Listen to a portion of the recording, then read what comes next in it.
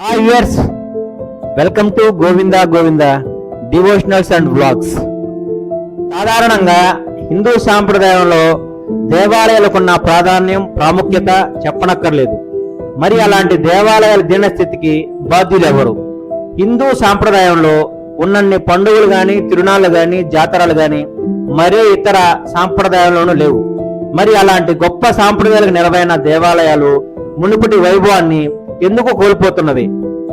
ఎందుకు మునుపటి భక్తజన ప్రాబల్యం తగ్గుతున్నది? ప్రముఖ దేవాలయాల్లో ఉన్న భక్తజన ప్రాబల్యం మిగతా దేవాలయాల్లో ఎందుకు ఉండటం లేదు?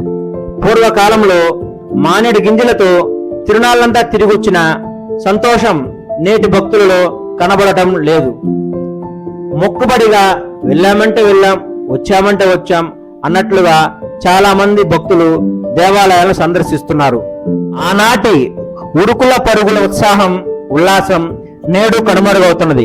నేడు దేవాలయాల్లో అడుగుపెట్టినప్పటి నుంచి మొదలయ్యే దోపిడీయే కారణమా, లేక మరేదైనానా?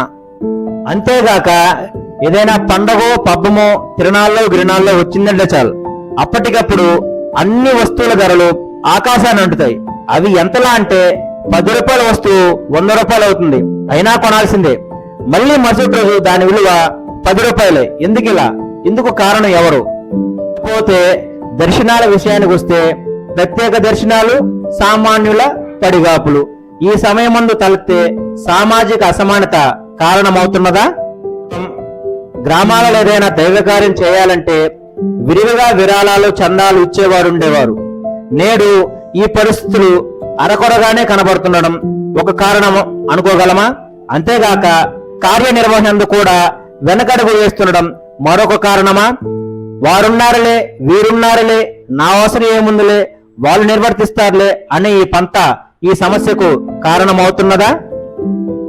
దేవాలయాలకు ఖచ్చితంగా దశమ భాగాలు ఇవ్వాలనే నిబంధన లేదు. ఖచ్చితంగా ఇవ్వాలి అని ప్రశ్నించేవారు లేరు. ఇలా ఈ విధంగా ఎన్నో విధాలు తర్కించుకున్న దేవాలయాల దీనస్థితి నానాటికి దయనీయమైపోతున్నది.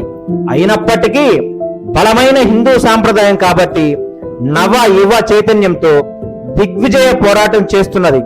హిందూ ధర్మ దీప జ్యోతులను ప్రచండంగా ప్రజ్వరిల్లిస్తూ లోకమంతా ప్రసరింపజేస్తున్నది. సర్వం శ్రీ గోవిందార్పణమస్తు. సర్వే జన సుఖినో భవంతు.